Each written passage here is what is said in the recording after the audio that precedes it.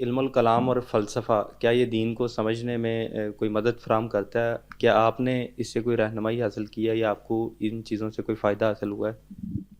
مجھے تو نقصان ہی ہوا ہے، فائدہ نہیں ہوا، کیونکہ جتنے لوگوں کو ہم فلسفہ پڑھانے بیٹھ جاتے ہیں علم کلام، اس کو فلسفہ علم کلام تو آ جاتا ہے، دین سے وہ دور چلا جاتا ہے، اور جو لوگ فلسفہ اور علم کلام پڑھنے کے بعد دین پیش کرتے ہیں وہ دین نہیں ہوتا۔ البتہ اگر کوئی آدمی قرآن سے واقف ہو، اچھی سمجھ رکھتا ہو، اور پھر وہ پڑھے، تو یہ سوچنے سمجھنے میں آدمی کی تربیت کرتا ہے۔ میرے خیال میں مسلمانوں کو اپنا ایک سوچنے کا انداز بنانا چاہیے، اس میں پھر فلسفہ پڑھنے کی حاجت نہیں رہے گی۔ سوچتے کیسے ہیں، تجزیہ کیسے کرتے ہیں، تو یہ دنیا، مجھے تو کوئی ایک فلسفی بھی نہیں ملا زندگی میں جس نے فلسفہ واقعی پڑھا ہو سمجھ کے اور پھر وہ پیور مسلمان رہ گیا ہو، مجھے تو نہیں ملا۔